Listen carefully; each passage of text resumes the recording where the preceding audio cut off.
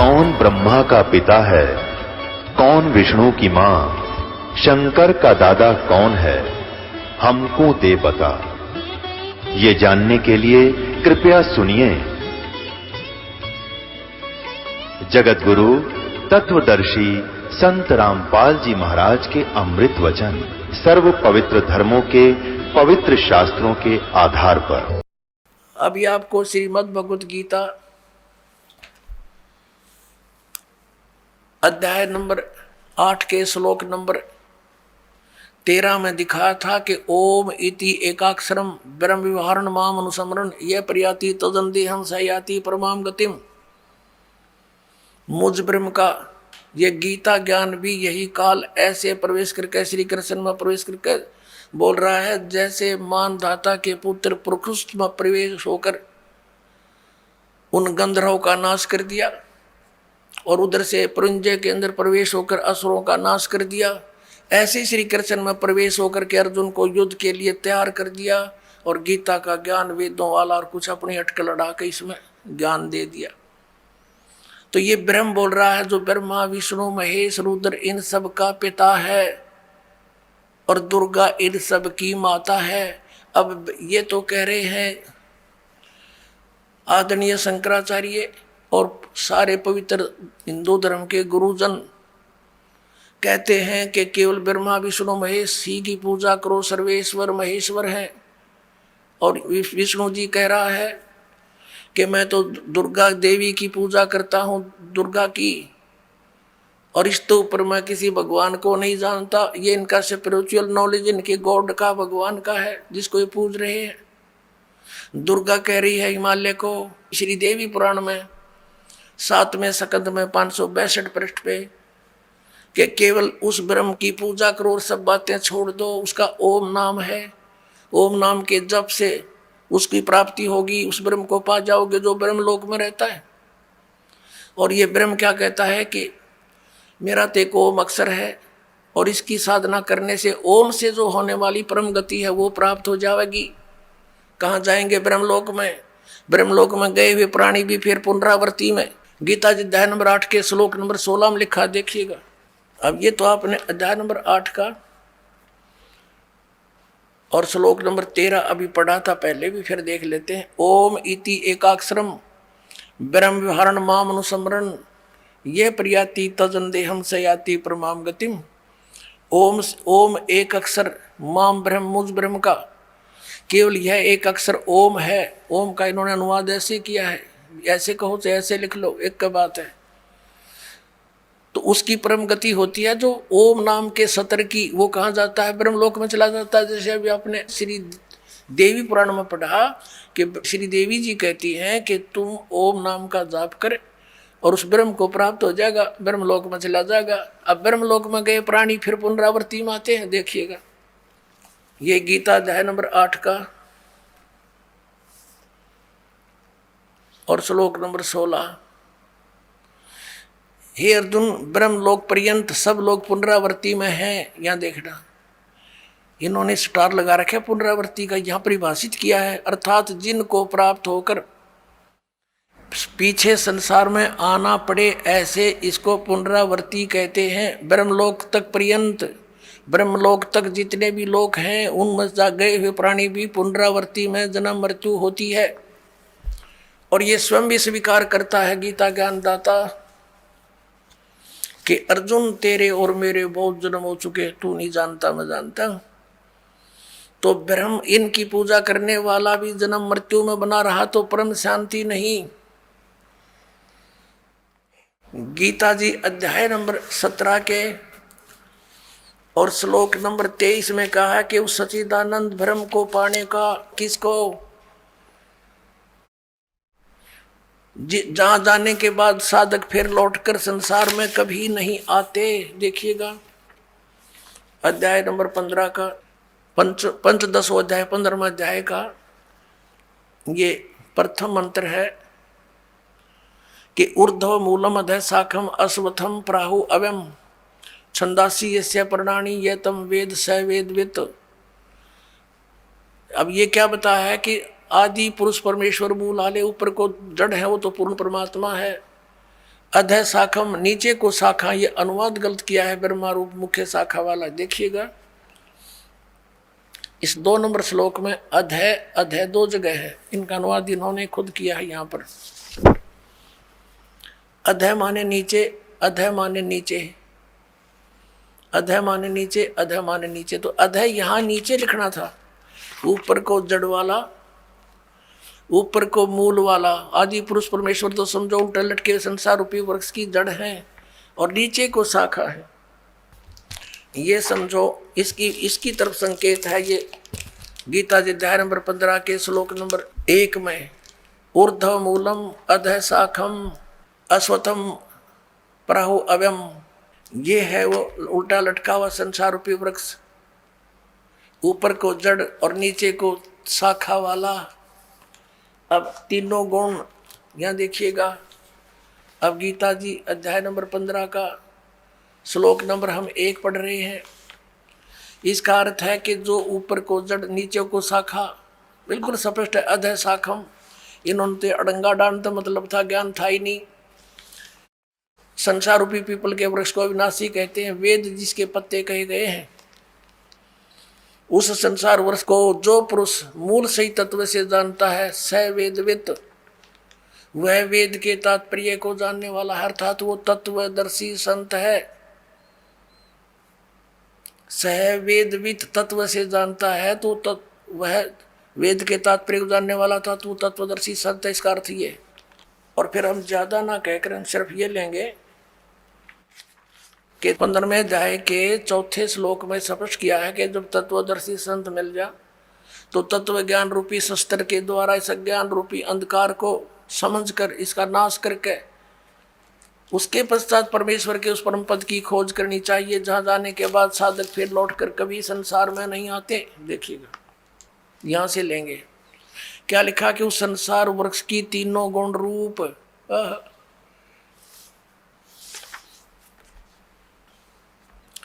विषय पर वाला शाखा, तीनों गुण रूपता समझो उसकी विषय वासना वाली शाखा है, नीचे और ऊपर फैली हुई है। मनुष्य लोक में कर्मों के अनुसार बांधने के भी मुख्य कारण यही है, जो नीचे और ऊपर लोकों में फैली हुई है। ऊपर स्वर्ग लोक में, नीचे पाताल लोक में, पृथ्वी लोक पर ज्ञान बोला ही जा रहा है। अब ये तीनों गुण रूपी शाखा है। 3 गुण क्या है? रजगुण ब्रह्मा, सतगुण विष्णु, तमगुण शिव जी। देखिए मार्कंडेय पुराण, प्रकाशक मुद्रक हैं, गीता प्रेस गोरखपुर, गोविंद भवन कार्यालय कोलकाता का संस्थान। ये इनके फैक्स और फोन नंबर है। इसके 123 पृष्ठ पर देखिएगा, ये संक्षिप्त मार्कंडेय पुराण 122 के नीचे आएंगे, फिर साथ में इधर 23 है।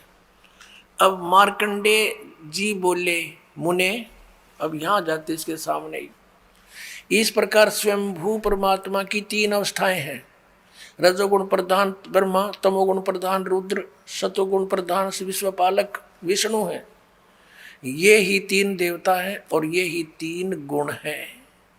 कंसेप्ट क्लियर हुआ? समझदार को संकेत ही बहुत होता है। अब फिर पढ़िएगा इस पवित्र श्रीमद् भगवत गीता अध्याय नंबर 15 के श्लोक नंबर 1, 2 से आगे। एक तो पढ़ लिया आपने, अब 2 को देखिए। अध्याय नंबर 15 श्रीमद् भगवत गीता नंबर 2 में क्या कहा है कि इस संसार वृक्ष की तीनों गुण, रजगुण ब्रह्मा, सतगुण विष्णु, तमगुण शिव जी रूपी शाखा।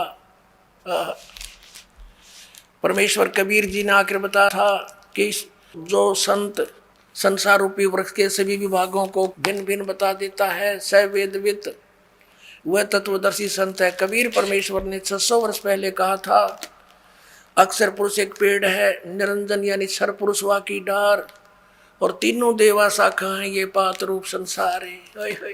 तो वो थे भगवान जो तत्वदर्शी संत की भूमिका करने आते ही आते हैं, वो ज्ञान वही समझाते हैं। तो ये बता कि तीनों गुण, रजगुण ब्रह्मा, सतगुण विष्णु, तमगुण शिव जी, ये जड़ तो पूर्ण परमात्मा स्वयं परम अक्षर ब्रह्म कबीर देव कबीर साहब हैं, ये कबीर साहब हैं। और अक्षर पुरुष ये तना है, शर पुरुष ये डार है। इसके 3 पुत्र हैं, रजगुण ब्रह्मा, सतगुण विष्णु, तमगुण शिव जी। ये शाखा है, और पात रूप ये सब यहाँ के तीनों लोकों के प्राणी हैं। अब आपके ये पवित्र श्रीमद् भगवद गीता जैसा पवित्र सदग्रंथ समझ में आवेगा। अभी तक तो इन्होंने अज्ञान बना रखा था, सबको श्री कृष्ण को ही बना रखा था, यानी विष्णु जी को ही। देखिएगा अध्याय नंबर 15 का श्लोक नंबर 2 हमने पढ़ रहे हैं हम। उस संसार वृक्ष की तीनों गुण, रजगुण ब्रह्मा, सदगुण विष्णु, तमगुण शिव जी, ये जल से बड़ी हुई नहीं। विषय परवाला शाखा, ये तो शाखा है, नीचे और ऊपर फैली हुई है, यानी 3 लोकों पर, पाताल लोक, पृथ्वी लोक और स्वर्ग लोक पर इन भगवानों का आधिपत्य है। एक एक गुण का एक एक विभाग के मंत्री हैं ये, और कर्मा के अनुसार बांधने वाली भी मुख्य कारण, मुख्य जड़ें, यानी ये हमें यहाँ बांधे रखती हैं, फंसाए रखते हैं, नीचे और ऊपर फैली हुई है। सभी लोकों में नहीं, ऊपर और नीचे फैली है। अब तीसरे में कह गीता ज्ञानदाता कहता है, इस संसार का स्वरूप जैसा कहा है वैसा यहाँ विचार काल में नहीं पाया जाता। अब क्या कहता है ये गीता ज्ञानदाता, कि जो तेरा और मेरा डिस्कशन चल रहा है इस गीता के ज्ञान में, मैं इस पूरे ब्रह्मांडों के सारे संसार रूपी वृक्ष के यानी सभी ब्रह्मांडों की जानकारी नहीं रखता। मुझे इसके आदि और अंत का, सतिथि का कोई ज्ञान नहीं।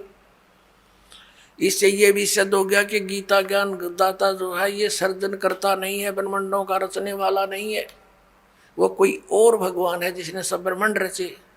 देखिएगा 15वें अध्याय का 3, ये क्या कहता है कि इस संसार वृक्ष का स्वरूप जैसा कहा है वैसा यहाँ विचार काल में, तेरे मेरे डिस्कशन में, गीता जी के ज्ञान में नहीं पाया जाता, क्योंकि न इसका आदि है और न इसका अंत है, यानी मुझे इसके आदि अंत का कोई ज्ञान नहीं, गीता ज्ञानदाता कहता है, और न इसकी अच्छी प्रकार सतिथि है।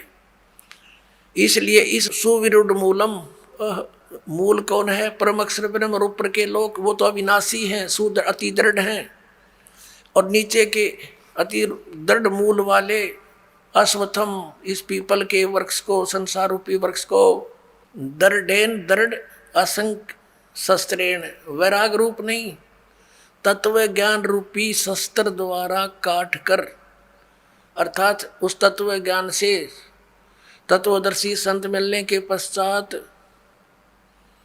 उसको अच्छी तरह समझकर, अब चौथा 15 में जाएगा, चौथा,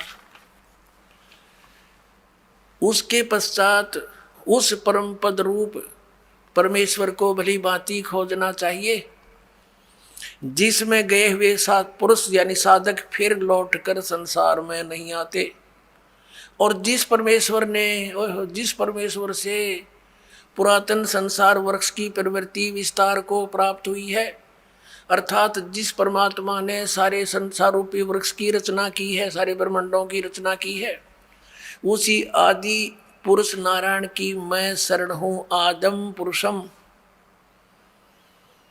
उसी आदि पुरुष यानी गीता ज्ञानदाता से कोई अन्य है उसकी शरण में हो, इस प्रकार दृढ़ निश्चय करके उस परमेश्वर का पर्वदेवा ने पूजा करनी चाहिए। ये तो अपनी अटक लड़ाते हैं, जैसा ये करते हैं ध्यान दोनों, परपदेवा ने उसकी पूजा करनी चाहिए। गीता ज्ञानदाता कहता है कोई और है वो पूज्य। पुण्यात्मा, सुबह के सत्संग में विषय था कि 3 परमात्मा मुख्य रूप में, 3 पुरुष, सरपुरुष, अक्षर पुरुष और परम अक्षर पुरुष। तो यहां पर जो परम अक्षर पुरुष है,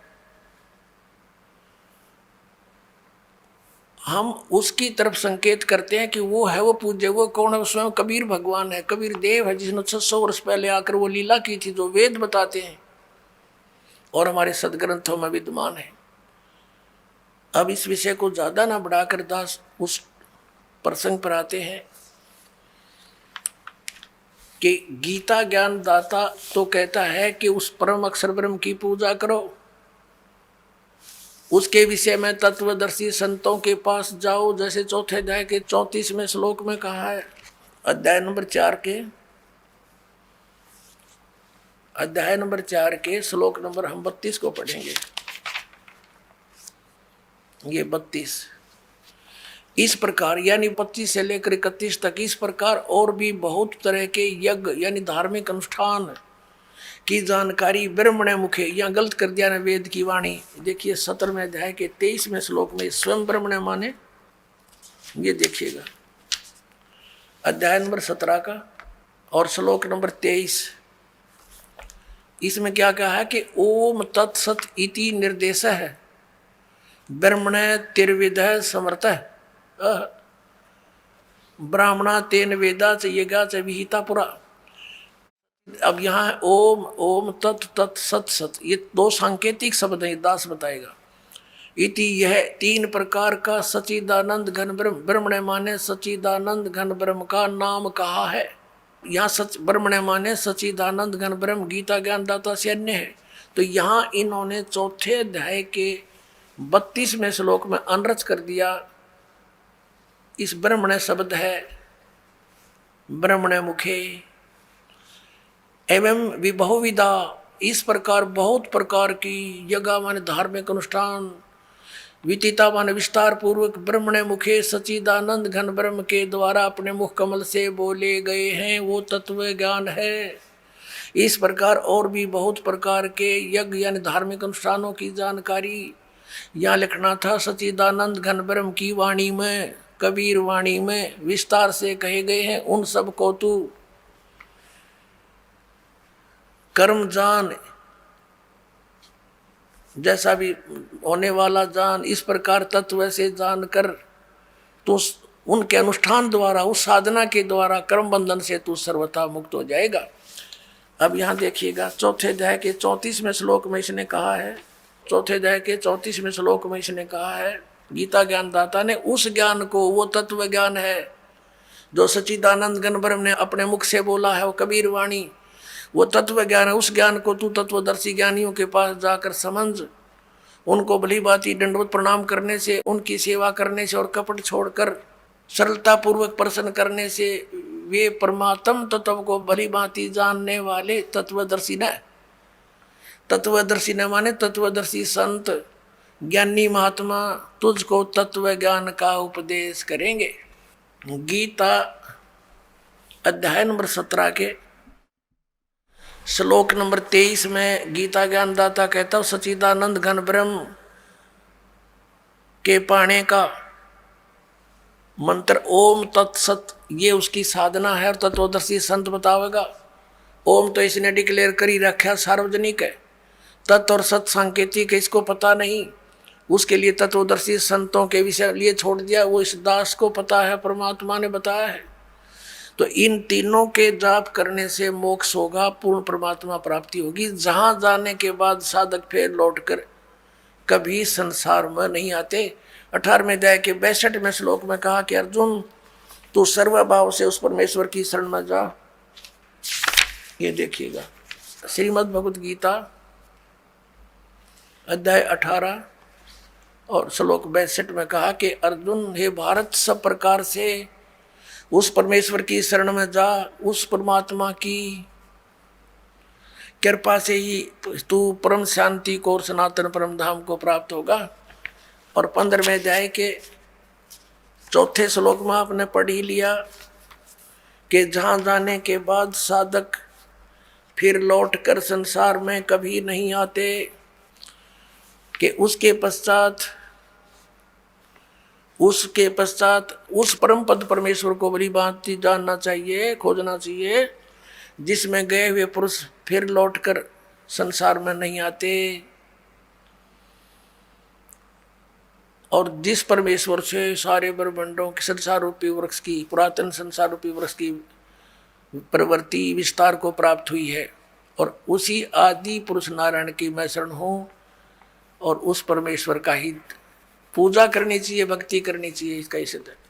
अपनात्माओं, इन शंकराचार्यों का ज्ञान फेल हुआ।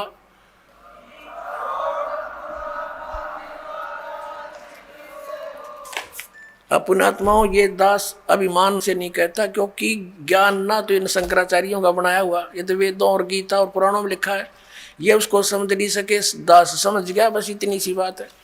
अब देखिएगा, हमने 11 अक्टूबर सन 2009 को इन सभी आदरणीय शंकराचार्यों से प्रार्थना की थी कि आप जी आध्यात्मिक ज्ञान चर्चा के लिए पधारें, लेकिन ये अपने आप को शायद महान समझते हैं और अपनी बेइज्जती समझी होगी रामपाल से गोष्ठीकरण में, लेकिन उस तरह नहीं तो इस तरह कर दिया हमने तो इनकी हिंदी। अब संसार आप समझ जाएगी जनता ये किसे एक शंकराचार्य है। ये देखिएगा, हमने इनके पास ये पत्र भेजे थे सभी शंकराचार्यों के चारों के पास। हमारा उद्देश्य प्रार्थना पत्र है, हमारा उद्देश्य विश्व मैत्री, समाज सुधार, आत्म उद्धार, भ्रमित जिज्ञासुओं को शास्त्र अनुसार निर्णायक सद्भक्ति पद्धति प्रदान करना, आध्यात्मिक ज्ञान चर्चा। सभी हिंदू धर्म के माननीय शीर्ष शंकराचार्यों व अन्य सभी आदरणीय आचार्यों से हार्दिक प्रार्थना है कि वे सतलोक आश्रम बरवाला, जिला हिसार, हरियाणा, भारत में एकत्र होकर आध्यात्मिक ज्ञान चर्चा करें ताकि भ्रमित भक्त समाज को सही दिशा मिल सके। उसके लिए हमने यहाँ से इनके पास प्रार्थना भेजी थी और इन्होंने सिग्नेचर दिए हैं। KS नारायण, एडमिनिस्ट्रेटर, श्री श्रृंगेरी मठ एंड प्रॉपर्टीज श्रृंगेरी, इतने। ये 16/8/2009 को ऐसे ये हमने सबके पास भेजा था। इन्होंने हमारे को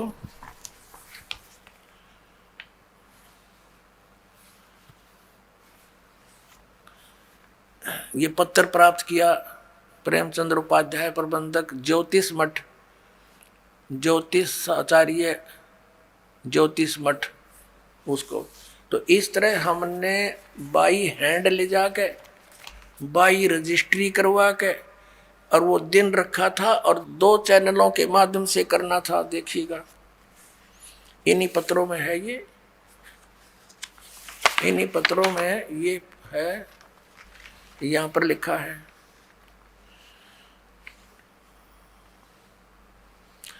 इस सर्व कार्यक्रम आध्यात्मिक ज्ञान चर्चा का सीधा प्रसारण सुप्रसिद्ध टीवी चैनलों जी जागरण, एक नंबर जी जागरण, दूसरा साधना पर 11 अक्टूबर 2009 को शाम 6 बजे से 10 बजे तक किया जाएगा। लेकिन ये नहीं आए। यहाँ पूरा प्रोग्राम इसी आश्रम में हुआ था। तो पुण्यात्माओं, एक भक्त जो वहाँ गया था जोशी मठ में, तो उसने वो श्री स्वरूपानंद जी तो स्वयं तो मिले नहीं, उनके प्रबंधक से उनको साइन ले आए थे। तो एक और मिले थे श्री माधव आश्रम जी शंकराचार्य। उसके विषय में उस भक्त ने बताया कि वहाँ के व्यक्ति बता रहे थे और वो कह रहे थे कि इस श्री माधव आश्रम जी ने श्री स्वरूपानंद शंकराचार्य जी को शास्त्रार्थ में हरा दिया था। अब देखो वो कौन है, ये देखिएगा। ये है वर्तोत्सव पर्व निर्णायक पत्रिका, ये इन्होंने कोई छापी है। धर्म की जय हो, प्राणियों में सद्भावना हो, गौ माता की जय हो, श्री हरि, ये इनका नारा है। ये है श्री माधव आश्रम जी।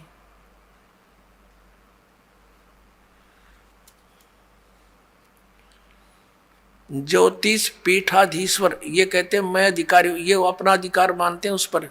ज्योतिष पीठाधीश्वर श्री मजद गुरु शंकराचार्य अनंत श्री विभूषित श्री स्वामी माधव आश्रम जी महाराज, ज्योतिर्मठ बद्रिकाश्रम हिमालय,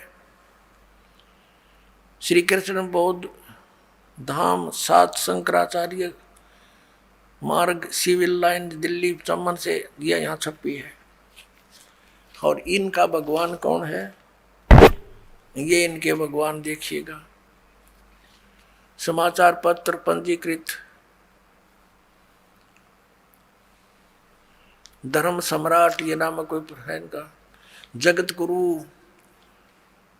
गुरु शंकराचार्य ज्योतिष पीठाधीश्वर अनंत श्री स्वामी माधव आश्रम जी महाराज, बद्रिका आश्रम हिमालय अध्यक्ष अखिल भारतवर्षीय धर्म संघ, ये इनके पूज्य देवता है। भगवान राम परिवार। अब न्यू क्या है वो वहां के लोग कह रहे थे कि इसने श्री माधव आश्रम जी ने, इसका नाम है आदरणीय शंकराचार्य का माधव आश्रम जी महाराज, इन्होंने स्वरूपानंद जी को हरा दिया और पूजा इन किया है। ये इनके भगवान, इन रजगुण ब्रह्मा, सतगुण विष्णु, तम गुण शिव जी, इन तीनों देवताओं की पूजा श्रीमद् भगवत गीता जी के अंदर मना किया है। 7वें अध्याय के 10 से लेकर 12 और 20 से लेकर 23 के श्लोक में, वो आने वाले समय में आपको दिखाएंगे। और ये उन्हीं की पूजा करते हैं। तो पुण्यात्माओं, सौभाग्य आपका, आपको सत्संग मिला इस बरवाला आश्रम में। पूरे विश्व में कहीं भी सत्संग नहीं है। बोलो सतगुरुदेव की जय हो। परम पिता परमात्मा पूर्ण ब्रह्म सारी सृष्टि के रचनहार कबीर परमेश्वर जी की असीम कृपा से आप पुण्यात्माएं सत्संग सुनने के लिए उपस्थित हुए। परमात्मा बताते हैं, मात पिता मिल जाएंगे 184 माँ, सतगुरु सेवा और भक्ति या फिर मिलन की ना। परमात्मा स्वयं आकर के हमें जगाते हैं। हम मोह ममता की गहरी नींद में सोए हुए होते हैं। वो परम पिता परमात्मा दयालु भगवान हमें आकर के याद दिलाते हैं, मानुष जन्म दुर्लभ है, मिले न बारंबार, जैसे तरवर से पत्ता टूट गिरे वो बहोर न लगता डार। मानुष जन्म पाया कर जो नहीं रटे हरि नाम, जैसे कुआ जल बिना फिर बनवाया क्या काम। बिन उपदेश अचंभ है ये क्यों जीवत है प्राण, भक्ति बिना काठोर है वो नर नाही पाषाण। अगम निगम को खोज ले बुद्धि विवेक विचार,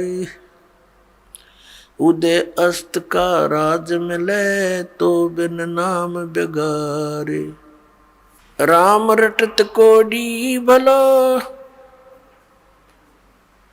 चू चू पड़े जो चामे, ये सुंदर शरीर किस काम का, जामुख नाही नाम। राम रटत दारिद्र भलो, टूटी घर की छान, वो सुंदर महल किस काम के, जहाँ भक्ति नहीं भगवान।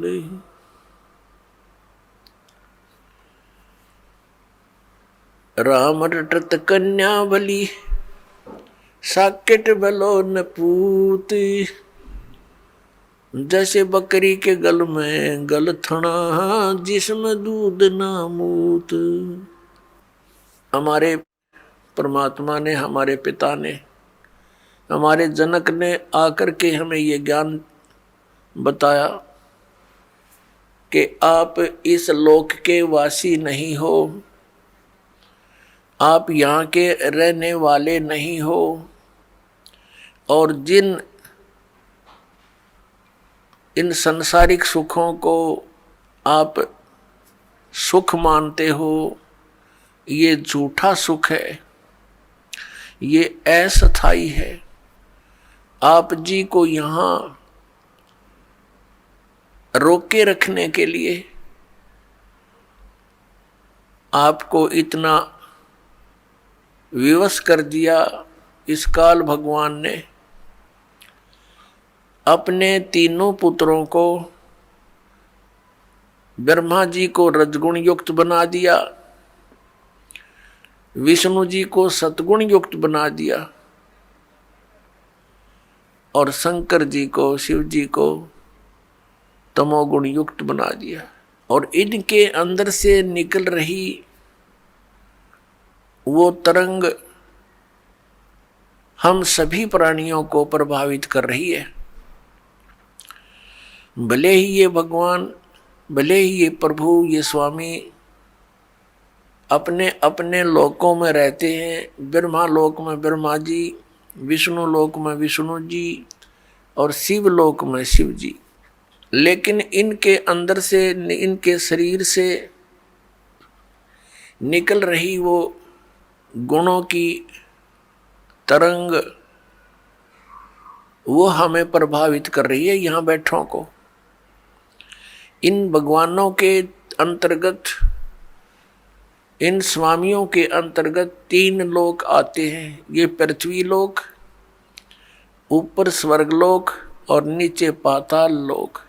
इन 3 लोकों में प्राणी हैं और इनसे बाहर के जो प्राणी हैं वो इनकी रेंज से बाहर है, बाहर के दूसरे लोकों में जो है। इन 3 लोक के प्राणियों को ये तीनों प्रभावित रखते हैं। इनकी इतनी रेंज है, वहां तक इनका प्रभाव बना रहता है। जैसे रसोई के अंदर मिर्चों का छौंक लगाया जाता है तो वो मूल वस्तु, जो साकार वस्तु मिर्च रसोई में विद्यमान है, उसका छौंक लगा, उस छौंक से निकली हुई तरंग दूसरे कमरों में, दूसरे कक्षों में पहुंची और वहां बैठे व्यक्तियों को भी छींकें आने लगी। अब उनको छींकें ना आवे तो उनके बस की बात नहीं, क्योंकि मिर्च का प्रभाव है। और साकार वस्तु रसोई में उसके निराकार गुण ने, शक्ति ने दूसरे कक्षों में बैठे व्यक्तियों को भी प्रभावित कर दिया। ठीक इसी प्रकार श्री ब्रह्मा जी रजगुण युक्त है। जैसे मिर्च को मिर्च वाले गुण से युक्त कर दिया, अब मिर्च तो है ही उसका नाम, लेकिन उसमें गुण भी वही है जो उसका नाम है, तो वो गुण भी और वही है और मिर्च भी वही है। इसी प्रकार ये ब्रह्मा जी रजगुण है, तो ये गुण भी यही है, क्योंकि इसी से हम प्रभावित होते हैं। और ब्रह्मा कहो चाहे इसको रजगुण कहो। इसी प्रकार अन्य इन दोनों भगवानों की, सतगुण विष्णु, तमगुण शिव जी समझो। परमात्मा ने आके बताया कि तुम्हारे को बड़े सुनियोजित तरीके से षड्यंत्र रचकर आपको यहाँ रोक रखा है। अपने आत्मा, आप बहुत भोले हो, बालक हो, इस भगवान के मार्ग में। और बालक की इतनी बुद्धि नहीं होती वो अपने हानि और लाभ को सोच ले। आप तो इतने अबोध बच्चे हो, जब तक आपको तत्व ज्ञान नहीं होता। जैसे एक छोटा सा बच्चा, 1-1.5-2 वर्ष का बालक, उसको ज्ञान ही नहीं किसी भी पदार्थ का, ये अच्छा है या बुरा है। वो छोटा सा बालक किसी भी ऐसी वस्तु को, जैसे अग्नि में हाथ दे देता है, गर्म दूध है रखा है गिलास में, उसको हाथ मारता है, गिरा लेता है, आप भी जल जाता है, हाथ भी जल जाता है। तो ऐसे उसको पता ही नहीं और फिर रोता है। उसको पता ही नहीं कि जो तू कर रहा है ये ना करने के कार्य हैं। ठीक इसी प्रकार परमात्मा ने, परमेश्वर कबीर जी ने आकर बताया कि जो क्रियाएं तुम कर रहे हो, जो शास्त्र अनुकूल नहीं है, वो क्रियाएं कर्ण की नहीं है। शास्त्रों अनुकूल कौन कौन सी क्रियाएं हैं, कौन कौन सी ना करनी चाहिए, कौन सी करनी चाहिए, उसके विषय में शास्त्र ही प्रमाण है। उस परमेश्वर ने आके हमें याद दिलाया, झूठे सुख को सुख कहे, ये मान रहा मन मोद, ये सकल चबीना काल का, कुछ मुख में कुछ गोद। परमात्मा ने हमें याद दिला कि तुम्हें यहां ऐसे रोक रखा है जैसे कसाई बकरे पालता है, बकरियां पालता है, नर और मादा को एक ही स्थान पर रख लेता है सैकड़ों की संख्या में। जिस कसाई की अच्छी कंजम्पशन होती है वो कई सैकड़ों की संख्या में बकरे और बकरियों को पालता है, उनके लिए एक चरागाह बना देता है, एक तालाब बनाता है, एक शेड डाल देता है गर्मी और सर्दी से बचने के लिए। वे वहाँ उसके नीचे आ जाते हैं और उनकी बड़ी देखभाल करता है, केयर टेक करता है। तो वो बकरे भोले भाले ये समझते हैं कि हमारा स्वामी, हमारा मालिक बड़ा दयालु है, हमारे लिए कितनी सुविधा दे रखी है। लेकिन उनको ये ज्ञान नहीं कि जब तुम्हारे यहाँ से वो किसी के बेटे को निकाल ले जाता है, किसी की बेटी को, किसी की माँ को, किसी के भाई या पिता को, तो उस समय इसकी दयालुता तुम्हारी बुद्धि में नहीं रहती। तो पुण्यात्मा, जब वो कसाई बकरों के पास जाता है, वो बकरे उसको नेक व्यक्ति जान के, अपना हितैषी मान के उसकी तरफ दौड़ कर जाते हैं, उसको प्यार देना चाहते हैं। जैसे कोई किसी पशु को संभालता है प्रतिदिन, और वो पशु भैंस या गाय बैल, जब भी वो व्यक्ति उसके पास आता है उससे वो प्यार करता है, उससे लाड करता है, क्योंकि आत्मा के अंदर किए कर्म के प्रतिफल का एक विशेष भाव बनता है। इसी आधार से वो बकरे उस कसाई के हाथ को चाटते हैं, कोई ऐसे ऊपर को पैर करके उसको सीने से लगाना चाहता है, प्यार देना चाहते हैं। अब वो ऐसे पकड़ कर देखता है, बकरों को हाथ लगा कर देखता है जगह जगह से। वो तो ये देख रहा है इसमें ये कितना मांस चढ़ गया, इसका ऊपर कितने कै किलो का बिकेगा, और वो चाटते हैं, उसको लाड देते हैं, ऐसे जीभ से चाट चाट कर प्यार देते हैं, बड़ा नेक आदमी है। और वो एस्टीमेट लगाने लग रहा है ये कितने का बिकेगा। परमात्मा ने आके बताया कि ठीक इसी प्रकार खाई खुराका पैन पोशाका यम का बकरा पलता है। कहते हैं खाई खुराका और पैर पोशाका, यहाँ यम का बकरा पलता है। इस काल के बकरे पल रहे हो तुम। आप देखते हो पीछे से एक श्रद्धालु सत्संग से जा रहे थे, सच्चा सौदा सिरसा वाले के पेपर में आई थी, और उसके 6 सदस्य यानी टोटल कुल के कुल सारे मर गए एक्सीडेंट में, एक बुढ़ा बच गया। और हम कई जगह देखते हैं, जैसे एक बार भूकंप आया था गुजरात के अंदर, और सभी व्यक्ति 26 जनवरी यानी गणतंत्र दिवस भारत का मनाने के लिए तैयार थे। सन 2000 की बात है, 26 जनवरी की। ऐसा भयंकर भूकंप आया, 26 जनवरी की छुट्टी थी, कर्मचारी अधिकारी सब अपने घरों पर टेलीविज़न के सामने बैठे थे कि आज अपने गणतंत्र दिवस की झांकी देखेंगे।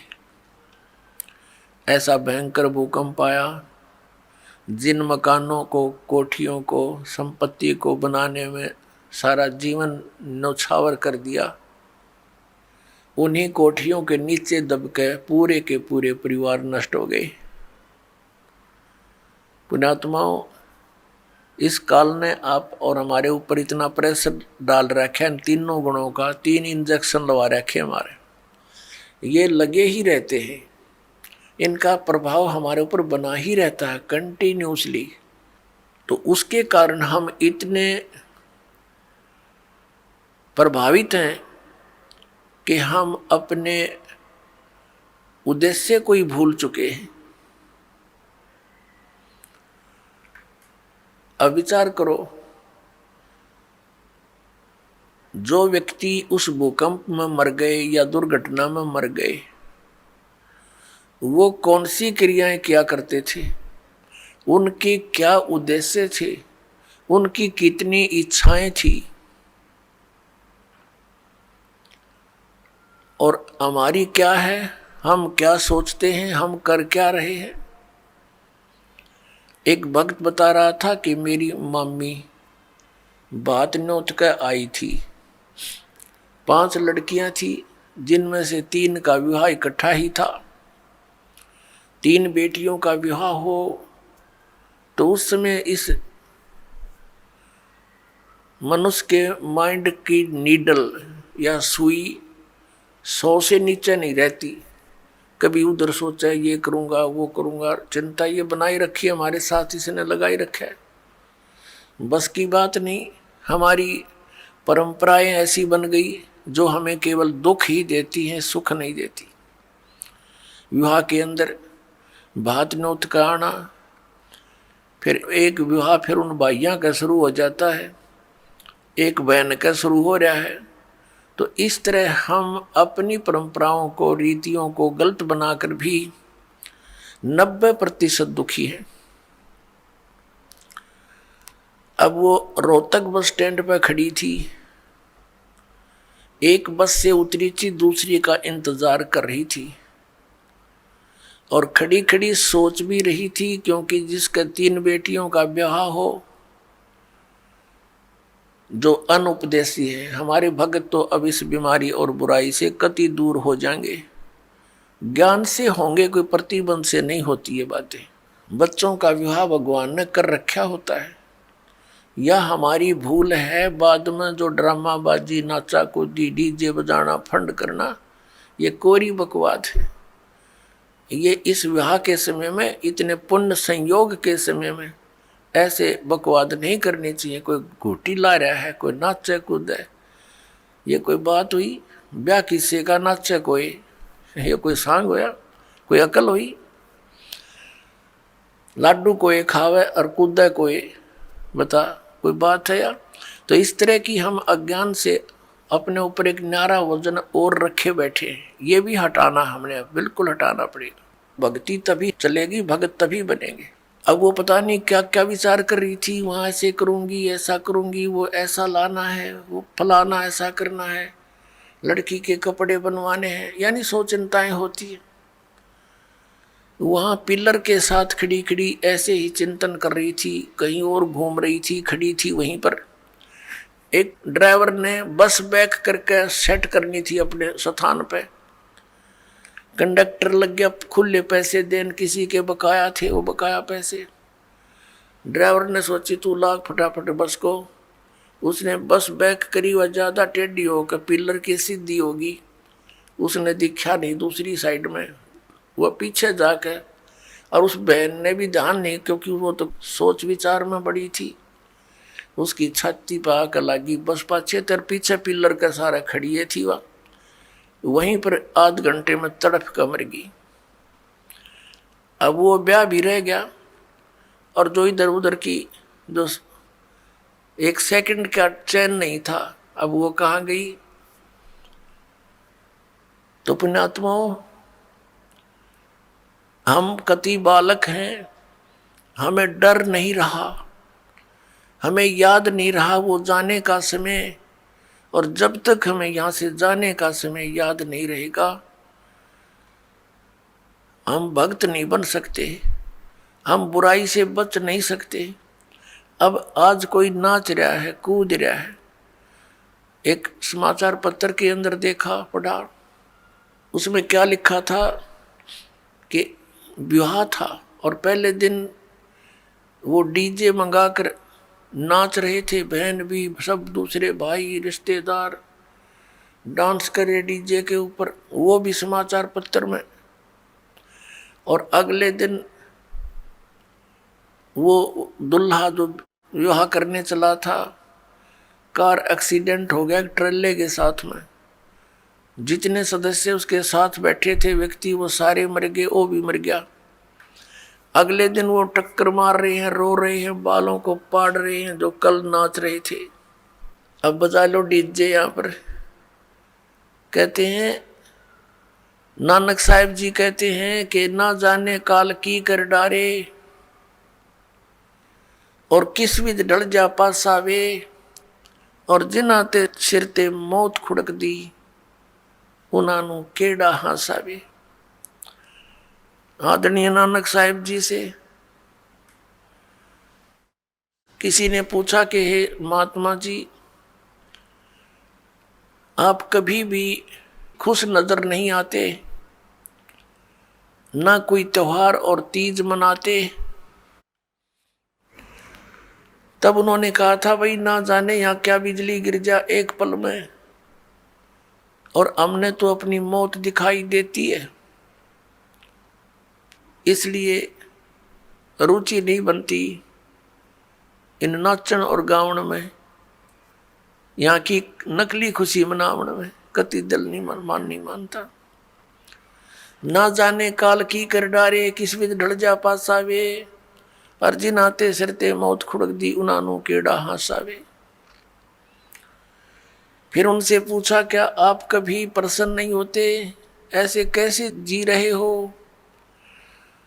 तब उन्होंने बताया कि मैं प्रसन्न होता हूँ, साध मिले साढ़े शादी होंदी, विछड़ द्या दिलगिरी वे, अख दे नानक सुनो जिहाना, ये मुश्किल हाल फकीरी वे। नानक साहिब जी कह रहे हैं कि जब मेरे भक्त, मेरी साध संगत यहाँ आती है सत्संग श्रवण करने के लिए, तो मेरी खुशी का कोई ठिकाना नहीं हो रहता। वो हमारे साथी है, वो हमारी खुशी है। और जब ये वापस जाते हैं संसार में यहाँ से, तो फिर मुझे दिलगिरी होती है, बहुत परेशानी दुख हो जाता है, चिंता लग जाती है कि कहीं ऐसा ना हो ये मेरे बच्चों को जिनको मैंने मुश्किल से मार्ग पर लाया है, सत्य बताया है, परमात्मा का सच्चा ज्ञान समझाया है, कहीं कोई काल, क्योंकि संसार में इस ज्ञान के जानने वाले व्यक्ति नहीं हैं। एक अकेला एक संत होता है जो सतमार्ग देता है, असंतों की गिनती नहीं होती। उनसे प्रभावित अन्य श्रद्धालु भी फिर उसी की बोली बोलते हैं, वही क्रियाएं करते हैं। तो नानक साहिब जी कहा करते कि मुझे फिर चिंता बन जाती है, कहीं मेरी फसल में कीड़ा ना लग जा, यानी कोई काल का दूत इनको भ्रमित ना कर दे, इनका जीवन नष्ट हो जा। कहते हैं साध मिले साढ़ा शादी होंदी, जब ये वापस आते हैं एज इट इज, तो मेरी खुशी का ठिकाना नहीं रहता कि परमात्मा की दया से अभी ये बचे हुए हैं। और विछड़ जा दिलगिरी वे, जब ये यहाँ से जाते हैं तब मुझे बड़ी परेशानी होती है, मुझे चिंता बन जाती है। क्यों बन जाती है? अख दे नानक सुनो जिहाना, मुश्किल हाल फकीरी वे। फकीरी में भक्ति, फकीर का अर्थ होता है सभी बुराइयों से हटकर सबका परित्याग करके भक्ति करे। तो जैसे भी बुराइयां कुरीतियां संतों ने हटाने की चेष्टा की, तो अन्य समाज ने उसको लगाने की चेष्टा की, तो जिस कारण से भक्त और संसार के अंदर सदा से ही विरोध बना रहा। क्योंकि संसार की जो रीतियां रिवाज हैं वो काल प्रेरित है, वो यही रहने की है, और संतों की मर्यादा इस काल की मर्यादाओं से हटकर है, वो भक्ति बाधक है। इसलिए अन्य समाज के लोग कहते हैं देखो इन्होंने तो माता धोकनी भी छोड़ दी, इन्होंने तो बाबा श्याम जी भी नहीं पूज रहे हैं, ये तो ऐसे भी नहीं कर रहे हैं, ये तो दिवाली भी नहीं मना रहे हैं, ये कैसे हो गए हैं। हैं, इन तो बट्ठा बैठा दिया। एक भक्त बतावा था, कहने लगा जी आज 10 वर्ष हो गए हमने कोई त्योहार नहीं मना लिया। नाम लिया था उसने उस दिन, फिर वो अपने दुख गिनावा था।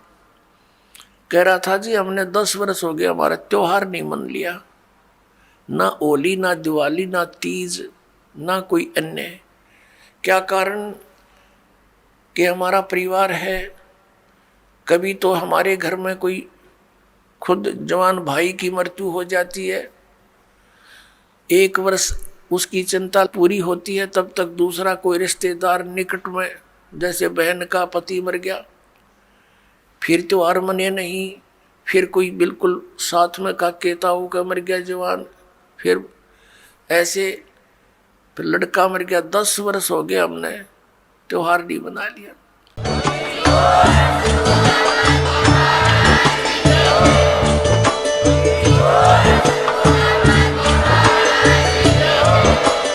आप सुन रहे थे जगत गुरु तत्वदर्शी संत रामपाल जी महाराज जी के मंगल प्रवचन। अधिक जानकारी के लिए विजिट कीजिए हमारी वेबसाइट www.jagatgururampalji.org। संत रामपाल जी महाराज जी के शुभ आशीर्वाद से पूरे विश्व भर में 500 से भी ज्यादा नाम दीक्षा केंद्र हैं, जिन पर संत रामपाल जी महाराज जी द्वारा ऑनलाइन निशुल्क नाम दीक्षा दी जा रही है। अपने नजदीकी नाम दीक्षा केंद्र का पता करने के लिए संपर्क करें 8222880541।